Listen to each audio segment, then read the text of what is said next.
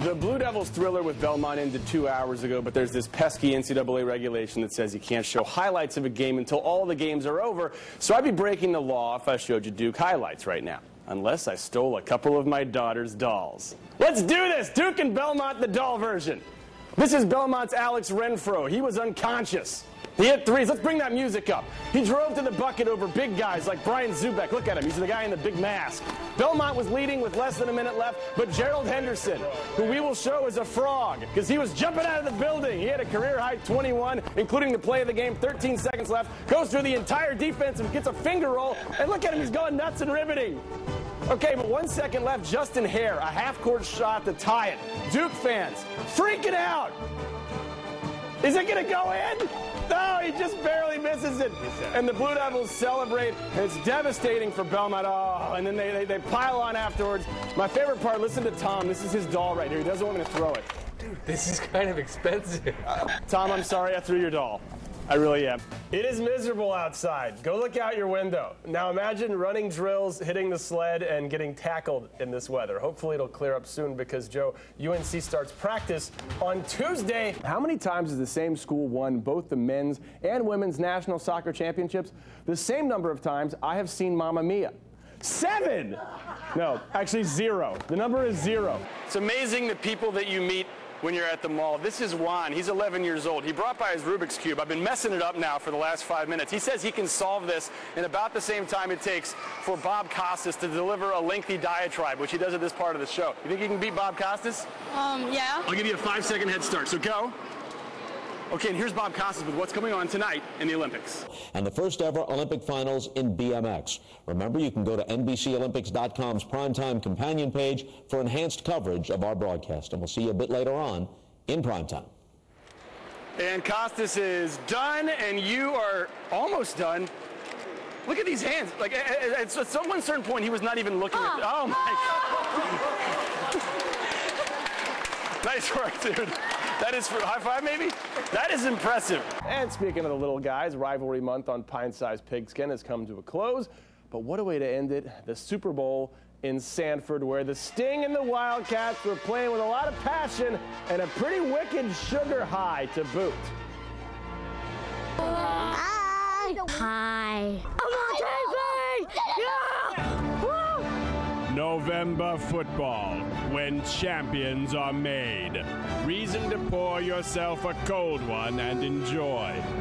Reason to go out and get a mohawk. Reason for little devils like Tyler Frady to be pretty jacked up.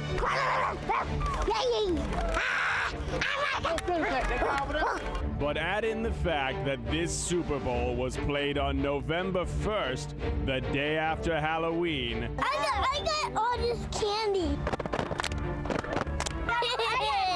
The mix of stardom and sugar put them over the top. Hey, get me up! Alex, get up, you freak! Call it in the air. Call it loud. Take your mouthpiece out, buddy. Take your mouthpiece out, son. There you go. All right, yeah. So here's the deal. All right. Here's the deal. Okay. Somehow the coaches corralled these kids and got a football game going, where the sugar high allowed them to do superhuman things, holding on for dear life. Caleb Alexander performed the candy corn-induced one-armed tackle. Jason Sees hit so hard you could hear it. Deshaun McLaughlin must have eaten a truckload of jujubes. His energy level was off the charts. We asked him what he dressed as for Halloween. I was a ninja. And this knee-high ninja was so sneaky, he sometime registered 2 tackles on 1 play. Have fun. You guys are like you still asleep. The Wildcats were getting walloped and needed something more from within. And within Alexander Klashevitz is a warrior. Also within Klashevitz is SpongeBob Underoos, but that's beside the point.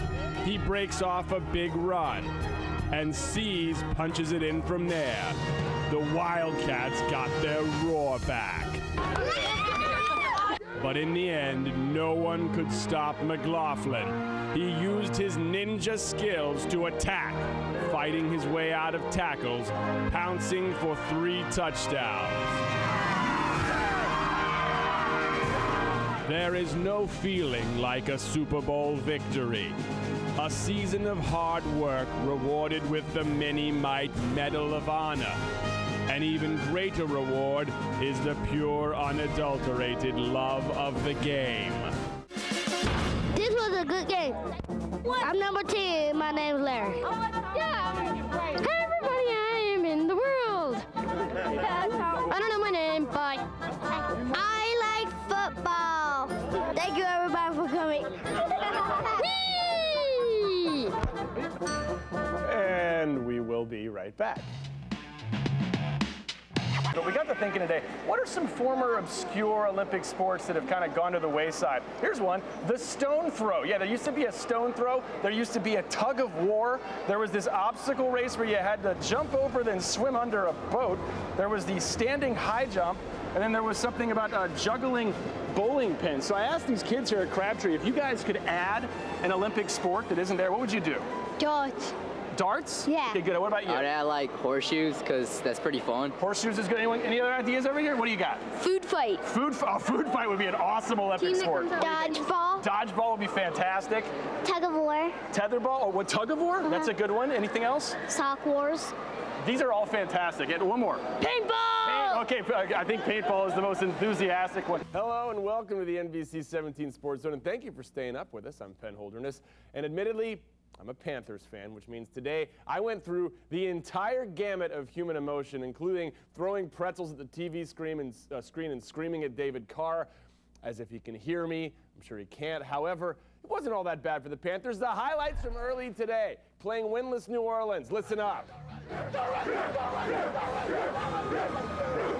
That's Reggie Bush. He's pretty jacked up. Here's what I mean about the emotions. First quarter frustration. Why does David Carr hold the ball for an hour before throwing it? Gets sacked here. He's grabbing his back. Fear. David Carr gets carted off the field. Intrigue.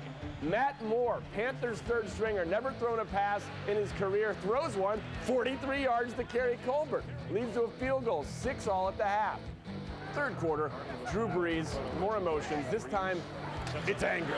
How did Devery Henderson get so wide open, and how did they not tackle him right there? He gets down to the 1. New Orleans punches it in from there, 13-6. Orlando Mare, fourth quarter field goal blocked by Julius Pepper. That is relief. David Carr then to Steve Smith. This is called hope and beauty. Oh, nice catch and run. Tie ball game. David Carr trying a winning drive. Frustration again, throws an absolutely atrocious pass picked off by McKenzie. They get into field goal percentage. Orlando Mare to take the lead from 54 yards. There's some more relief. Wide left, seconds left. Panthers to Steve Smith. This is the play of the game because he gets you about 3 yards just through grit. That is inspiration. And then this is euphoria. 52 yards for John Casey.